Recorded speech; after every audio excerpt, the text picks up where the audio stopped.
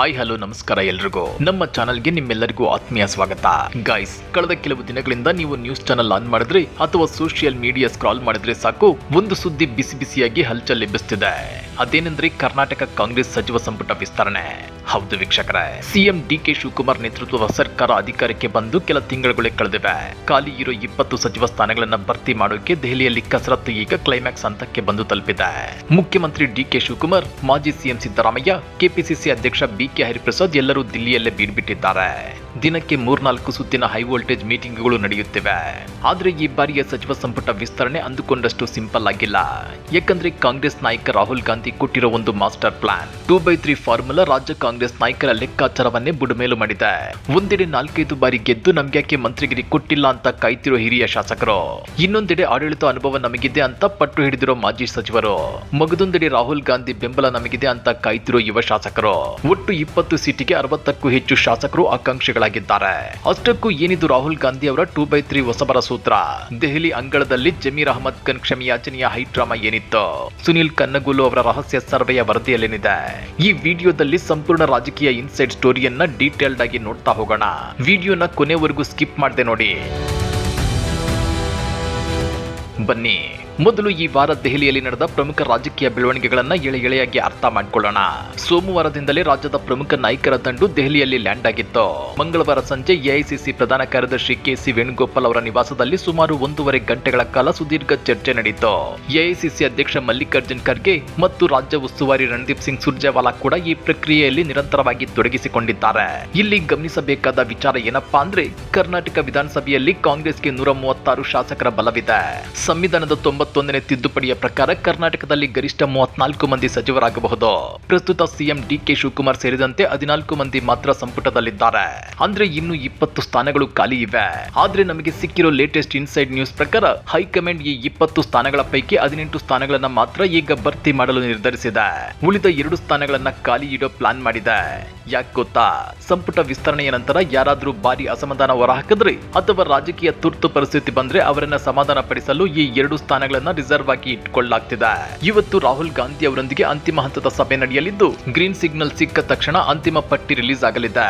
ಎಲ್ಲವೂ ಪ್ಲಾನ್ ಪ್ರಕಾರ ನಡೆದ್ರೆ ನಾಳೆ ಗುರುವಾರ ಸಂಜೆ 5 ಗಂಟೆಗೆ ಲೋಕಭವನದ ಗ್ಲಾಸ್ ಹೌಸ್ ನಲ್ಲಿ ನೂತನ ಸಚಿವರ ಪ್ರಮಾಣ ವಚನ ಸ್ವೀಕಾರ ಸಮಾರಂಭ ನಡೆಯಲಿದೆ.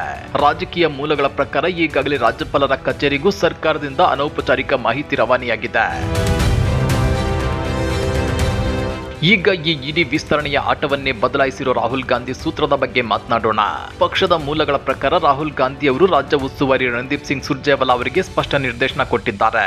ಅದೇನಂದ್ರೆ, ಸಂಪುಟದಲ್ಲಿ ಒಟ್ಟು 34 ಸಚಿವರ ಪೈಕಿ ಕನಿಷ್ಠ 3ರಲ್ಲಿ 2 ಭಾಗ ಅಂದ್ರೆ ಸುಮಾರು 22 ಸಚಿವರು ಹೊಸ ಮುಖಗಳಾಗಿರಬೇಕು. ಮೊದಲ ಬಾರಿಗೆ ಮಂತ್ರಿಯಾಗುವ ಯುವ ಮತ್ತು ಕ್ರಿಯಾಶೀಲ ನಾಯಕರಿಗೆ ಅವಕಾಶ ನೀಡಬೇಕು. ಈ ಲೆಕ್ಕಾಚಾರಗಳನ್ನ ಒಮ್ಮೆ ಸೂಕ್ಷ್ಮವಾಗಿ ಗಮನಿಸಿ ಫ್ರೆಂಡ್ಸ್. ಹಾಲಿ ಇರುವ 14 ಸಚಿವರಲ್ಲಿ ಯತೀಂದ್ರ ಸಿದ್ದರಾಮಯ್ಯ ಅವರನ್ನ ಬಿಟ್ರೆ ಉಳಿದ 13 ಮಂದಿಯೂ ಈಗಾಗಲೇ ಹಲವು ಬಾರಿ ಮಂತ್ರಿಯಾಗಿ ಅಧಿಕಾರ ಅನುಭವಿಸಿದವರೇ. ಈಗ ರಾಹುಲ್ ಗಾಂಧಿ ಅವರ 22 ಹೊಸಬರ ಟಾರ್ಗೆಟ್ ರೀಚ್ ಆಗಬೇಕು ಅಂದ್ರೆ ಹೊಸದಾಗಿ ಸೇರ್ಪಡೆಯಾಗುವ 20 ಜನರಲ್ಲಿ ಸಾಧ್ಯವಾದಷ್ಟು ಎಲ್ಲರೂ ಹೊಸಬರೇ ಇರಬೇಕಾಗುತ್ತೆ. ಇದೇ ಈಗ ಕಾಂಗ್ರೆಸ್ನ ಮಾಜಿ ಸಚಿವರಿಗೆ ಮತ್ತು ಹಿರಿಯ ನಾಯಕರಿಗೆ ದೊಡ್ಡ ನಡುಕ ಹುಟ್ಟಿಸಿರೋದು.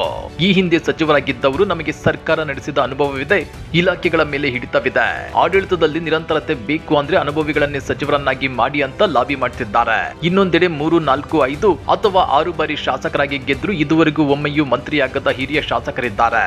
ಉದಾಹರಣೆಗೆ BR ಪಾಟೀಲ್, ಹಂಪನಗೌಡ ಬಾದರ್ಲಿ ಅವರಂತಹ ನಾಯಕರು. ನಾವು ಇಷ್ಟೊಂದು ಬಾರಿ ಗೆದ್ದಿದ್ದೇವೆ, ನಮಗೆ ಅವಕಾಶ ನೀಡಿದ್ರೆ ನಮ್ಮ ಹಿರಿತನಕ್ಕೆ ಬೆಲೆ ಎಲ್ಲಿದೆ ಅಂತೇಳಿ ಹೈಕಮಾಂಡ್ ಮುಂದೆ ಕಣ್ಣೀರು ತೋಡಿಕೊಳ್ತಿದ್ದಾರೆ. ಇನ್ನ ದೆಹಲಿ ಸಭೆಗಳಲ್ಲಿ ನಡೆದ ಅತ್ಯಂತ ಕುತೂಹಲಕಾರಿ ಮತ್ತು ಡ್ರಾಮಾಟಿಕಲ್ ಹೈಲೈಟ್ ಅಂದ್ರೆ ಜಮೀರ್ ಅಹಮದ್ ಅವರ ಮಂತ್ರಿಗಿರಿ ಕಿತ್ತಾಟ. ದಾವಣಗೆರೆ ಉಪಚುನಾವಣೆಯಲ್ಲಿ ಪಕ್ಷ ವಿರೋಧಿ ಚಟುವಟಿಕೆ ನಡೆಸಿದ್ದಾರೆ ಅನ್ನೋ ಆರೋಪ ಜಮೀರ್ ಮೇಲಿತ್ತು. ಹೀಗಾಗಿ ಅವರನ್ನ ಮತ್ತೆ ಸಂಪುಟಕ್ಕೆ ತಗೋಬಾರದು ಅಂತ ಮಾಜಿ ಸಿಎಂ ಸಿದ್ದರಾಮಯ್ಯ ಆರಂಭದಲ್ಲಿ ಪಟ್ಟು ಹಿಡಿದಿದ್ರು ಎನ್ನಲಾಗಿದೆ. ಆದ್ರೆ ಎಐಸಿಸಿ ನಾಯಕ ಕೆಸಿ ವೇಣುಗೋಪಾಲ್ ಅವರು ಜಮೀರ್ ಪರವಾಗಿ ಬಲವಾಗಿ ನಿಂತರು. ಕೇರಳ ಚುನಾವಣೆಯಲ್ಲಿ ಪಕ್ಷದ ಗೆಲುವಿಗೆ ಜಮೀರ್ ನೀಡಿದ ಶ್ರಮವನ್ನ ವೇಣುಗೋಪಾಲ್ ಹೈಕಮಾಂಡ್ ಗಮನಕ್ಕೆ ತಂದ್ರು. ಕೊನೆಗೇನಾಯ್ತು ಗೊತ್ತಾ? ಕೆಸಿ ವೇಣುಗೋಪಾಲ್ ಅವರ ಸಲಹೆಯಂತೆ ಜಮೀರ್ ಅಹಮದ್ ಖಾನ್ ಅವರು ಸಿಎಂ ಡಿಕೆ ಶಿವಕುಮಾರ್, ಸಿದ್ದರಾಮಯ್ಯ ಮತ್ತು ಎಐಸಿಸಿ ಅಧ್ಯಕ್ಷ ಮಲ್ಲಿಕಾರ್ಜುನ್ ಖರ್ಗೆ ಅವರ ಮುಂದೆ ಬೇಷರತ್ ಕ್ಷಮೆಯಾಚಿಸಿದ್ದಾರೆ. ಈ ಕ್ಷಮೆಯಾಚನೆಯ ಬೆನ್ನಲ್ಲೇ ಜಮೀರ್ ಅವರಿಗೆ ಮತ್ತೆ ಮಂತ್ರಿಗಿರಿ ಸಿಗೋದು ಬಹುತೇಕ ಕನ್ಫರ್ಮ್ ಆಗಿದೆ ಅನ್ನೋ ಮಾತುಗಳು ಕೇಳಿಬರುತ್ತಿವೆ. ಇನ್ನೊಂದೆಡೆ ಮಾಜಿ ಸಿಎಂ ಸಿದ್ದರಾಮಯ್ಯನವರು ತಮ್ಮ ಪರಮಾಪ್ತರ ಪಡೆಗೆ ಸಚಿವ ಸ್ಥಾನ ಕೊಡಿಸಲು ತೀವ್ರ ಶ್ರಮ ವಹಿಸುತ್ತಿದ್ದಾರೆ. ವಿಧಾನ ಪರಿಷತ್ ಸದಸ್ಯ ಎಂಆರ್ ಸೀತಾರಾಮ್, ಶಾಸಕರಾದ ಎಎಸ್ ಪೊನ್ನಣ್ಣ, ಹಂಪನಗೌಡ ಬಾದರ್ಲಿ, ಬಸವರಾಜ್ ಶಿವಣ್ಣನವರ್ ಹಾಗೂ ಮಾಜಿ ಸಚಿವ ಬಿಆರ್ ತಿಮ್ಮಾಪುರ ಅವರ ಪರವಾಗಿ ಸಿದ್ದರಾಮಯ್ಯ ಬಲವಾದ ವಾದ ಮಂಡಿಸಿದ್ದಾರೆ. ಇದರ ಜೊತೆಗೆ ವಿಧಾನಸಭೆ ಸಭಾಧ್ಯಕ್ಷ ಹಾಗೂ ವಿಧಾನ ಪರಿಷತ್ ಸಭಾಪತಿ ಹುದ್ದೆಗಳಿಗೂ ಹೆಸರುಗಳು ಅಂತಿಮಗೊಳ್ಳುತ್ತಿವೆ. ಹಿರಿಯ ನಾಯಕರಾದ ಎಚ್.ಕೆ. ಪಾಟೀಲ್ ಹಾಗೂ ಎನ್.ಎಸ್. ಬೋಸರಾಜು ಅವರ ಹೆಸರುಗಳು ಈ ಸಾಂವಿಧಾನಿಕ ಹುದ್ದೆಗಳಿಗೆ ಮುಂಚೂಣಿಯಲ್ಲಿವೆ. ಸ್ನೇಹಿತರೆ, ಸಚಿವ ಸ್ಥಾನ ಕೊಡೋದು ಅಂದ್ರೆ ಬರೀ ಶಾಸಕರ ಹೆಸರು ಆಯ್ಕೆ ಮಾಡೋದಷ್ಟೇ ಅಲ್ಲ, ಅದರ ಹಿಂದೆ ಭಾರಿ ಜಟಿಲವಾದ ಸಾಮಾಜಿಕ ಮತ್ತು ಪ್ರಾದೇಶಿಕ ಸಮೀಕರಣಗಳಿವೆ. ಕಾಂಗ್ರೆಸ್ ಹೈಕಮಾಂಡ್ ಈ ಅಂಶಗಳನ್ನ ಕಡ್ಡಾಯವಾಗಿ ಸರಿದೂಗಿಸಬೇಕಾಗಿದೆ.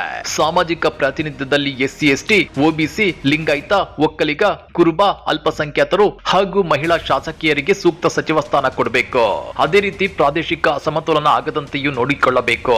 ಕಲ್ಯಾಣ ಕರ್ನಾಟಕ, ಕಿತ್ತೂರು ಕರ್ನಾಟಕ, ಹಳೆ ಮೈಸೂರು ಭಾಗ, ಕರಾವಳಿ ಮತ್ತು ಮಧ್ಯ ಕರ್ನಾಟಕ ಎಲ್ಲಾ ಭಾಗಗಳಿಗೂ ಸರಿಯಾದ ಪ್ರಾತಿನಿಧ್ಯ ಸಿಗಬೇಕು.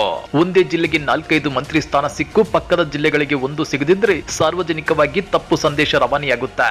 ಇದಕ್ಕಾಗಿಯೇ ಕಾಂಗ್ರೆಸ್ ಹೈಕಮಾಂಡ್ ತಮ್ಮ ಚುನಾವಣಾ ತಂತ್ರಗಾರ ಸುನಿಲ್ ಕನುಗೋಲು ಅವರ ಆಂತರಿಕ ಸಮೀಕ್ಷೆಯ ವರದಿಯನ್ನ ಆಧಾರವಾಗಿಟ್ಟುಕೊಂಡಿದೆ. ಈ ಸಮೀಕ್ಷೆಯಲ್ಲಿ 3 ಮುಖ್ಯ ವಿಷಯಗಳನ್ನು ನೋಡಲಾಗಿದೆ. ಶಾಸಕರು ತಮ್ಮ ಸ್ವಂತ ಸಮುದಾಯದಲ್ಲಿ ಎಷ್ಟು ಪ್ರಭಾವ ಹೊಂದಿದ್ದಾರೆ, ತಮ್ಮ ಕ್ಷೇತ್ರದಲ್ಲಿ ಮತ್ತು ಪ್ರಾದೇಶಿಕವಾಗಿ ಅವರ ಜನಪ್ರಿಯತೆ ಎಷ್ಟಿದೆ, ಮುಂದಿನ 2028ರ ಕರ್ನಾಟಕ ವಿಧಾನಸಭೆ ಚುನಾವಣೆಯಲ್ಲಿ ಪಕ್ಷಕ್ಕೆ ಗೆಲುವು ತಂದುಕೊಡುವ ಸಾಮರ್ಥ್ಯ ಅವರಲ್ಲಿದೆಯೇ. ಈ 3 ಅರ್ಹತೆಗಳಿದ್ದವರಿಗೆ ಮಾತ್ರ ಈ ಬಾರಿ ಸಚಿವ ಸ್ಥಾನದ ಭಾಗ್ಯ ಒಲಿಯಲಿದೆ. ಈಗ ಅತ್ಯಂತ ಆತಂಕಕಾರಿ ವಿಷಯಕ್ಕೆ ಬರೋಣ. ರಾಹುಲ್ ಗಾಂಧಿ ಅವರ ಈ 2/3 ಹೊಸಬರ ಸೂತ್ರದಿಂದಾಗಿ ಹಲವು ದಶಕಗಳಿಂದ ಪಕ್ಷದಲ್ಲಿದ್ದು ಮಂತ್ರಿಗಿರಿಯ ನಿರೀಕ್ಷೆಯಲ್ಲಿದ್ದ ಹಿರಿಯ ಶಾಸಕರು ತೀವ್ರ ನಿರಾಶೆಗೊಂಡಿದ್ದಾರೆ. ರಾಜಕೀಯ ವಿಶ್ಲೇಷಕರ ಪ್ರಕಾರ ಸಚಿವ ಸಂಪುಟ ವಿಸ್ತರಣೆಯಾಗಿ ಪ್ರಮಾಣ ವಚನ ಮುಗಿದ ತಕ್ಷಣ ಕಾಂಗ್ರೆಸ್ನಲ್ಲಿ ಅಸಮಾಧಾನದ ಅಲೆ ಬಹಿರಂಗವಾಗಿ ಎಕ್ಸ್ಪ್ಲೋಡ್ ಆಗುವ ಸಾಧ್ಯತೆ ಇದೆ. ಸಚಿವ ಸ್ಥಾನ ಸಿಗದ ಹಿರಿಯ ಶಾಸಕರು ಮತ್ತು ಮಾಜಿ ಸಚಿವರು ಬಹಿರಂಗವಾಗಿ ಅಸಮಾಧಾನ ಹೊರಹಾಕಬಹುದು. ಬೆಂಬಲಿಗರಿಂದ ಧರಣಿ ಪ್ರತಿಭಟನೆಗಳು ನಡೆಯಬಹುದು. ಇನ್ನು ಕೆಲವು ತೀವ್ರ ಅಸಮಾಧಾನಗೊಂಡ ಶಾಸಕರು ತಮ್ಮ ಶಾಸಕ ಸ್ಥಾನಕ್ಕೆ ರಾಜೀನಾಮೆ ಕೊಡುವ ಬೆದರಿಕೆ ಹಾಕಿದ್ರೂ ಆಶ್ಚರ್ಯವಿಲ್ಲ. ಆದ್ದರಿಂದ ಈ ಸಂಪುಟ ವಿಸ್ತರಣೆ ಅಂದ್ರೆ ಕೇವಲ 20 ಖಾಲಿ ಹುದ್ದೆಗಳನ್ನ ಭರ್ತಿ ಮಾಡುವ ಪ್ರಕ್ರಿಯೆ ಅಲ್ಲ. ಇದು ಕಾಂಗ್ರೆಸ್ ಸರ್ಕಾರದ ಆಂತರಿಕ ಶಕ್ತಿ ಸಮತೋಲನ, ತಲೆಮಾರಿನ ಬದಲಾವಣೆ ಮತ್ತು 2028ರ ಚುನಾವಣಾ ಸಿದ್ಧತೆಯ ದೊಡ್ಡ ರಾಜಕೀಯ ಪರೀಕ್ಷೆಯಾಗಿದೆ. ಸ್ನೇಹಿತರೆ, ಇದಾಗಿತ್ತು ಕರ್ನಾಟಕ ಕಾಂಗ್ರೆಸ್ ಸಚಿವ ಸಂಪುಟ ವಿಸ್ತರಣೆಯ ಸಂಪೂರ್ಣ ಇನ್ಸೈಡ್ ರಿಪೋರ್ಟ್. ನಿಮ್ಮ ಪ್ರಕಾರ ರಾಹುಲ್ ಗಾಂಧಿ ಅವರ ಈ 2/3 ಹೊಸಬರ ಸೂತ್ರ ಸೂಕ್ತವಾಗಿದೆಯಾ ಅಥವಾ ಹಿರಿಯ ಶಾಸಕರಿಗೆ ಸಚಿವ ಸ್ಥಾನ ನೀಡಬೇಕಿತ್ತಾ? ನಿಮ್ಮ ಜಿಲ್ಲೆಯಿಂದ ಯಾರಿಗೆ ಸಚಿವ ಸ್ಥಾನ ಸಿಗಬೇಕು ಅಂತ ನೀವು ಬಯಸುತ್ತಿದ್ದೀರಾ? ಕೆಳಗಡೆ ಕಮೆಂಟ್ ಮಾಡಿ ನಿಮ್ಮ ಅಭಿಪ್ರಾಯವನ್ನ ಖಂಡಿತ ತಿಳಿಸಿ. ಈ ವಿಡಿಯೋದಲ್ಲಿನ ಮಾಹಿತಿ ನಿಮಗೆ ಪೂರ್ಣ ಅನಿಸಿದ್ರೆ ದಯವಿಟ್ಟು ಒಂದು ಲೈಕ್ ಮಾಡಿ, ನಿಮ್ಮ ಸ್ನೇಹಿತರೊಂದಿಗೆ ಶೇರ್ ಮಾಡಿ. ಇಂತಹ ಇನ್ನಷ್ಟು ಆಸಕ್ತಿಕರ ರಾಜಕೀಯ ವಿಶ್ಲೇಷಣೆಗಳಿಗಾಗಿ ನಮ್ಮ ಚಾನೆಲ್ಗೆ ಸಬ್ಸ್ಕ್ರೈಬ್ ಆಗೋದನ್ನ ಮರಿಬೇಡಿ. ಧನ್ಯವಾದಗಳು. ಜೈ ಹಿಂದ್, ಜೈ ಕರ್ನಾಟಕ.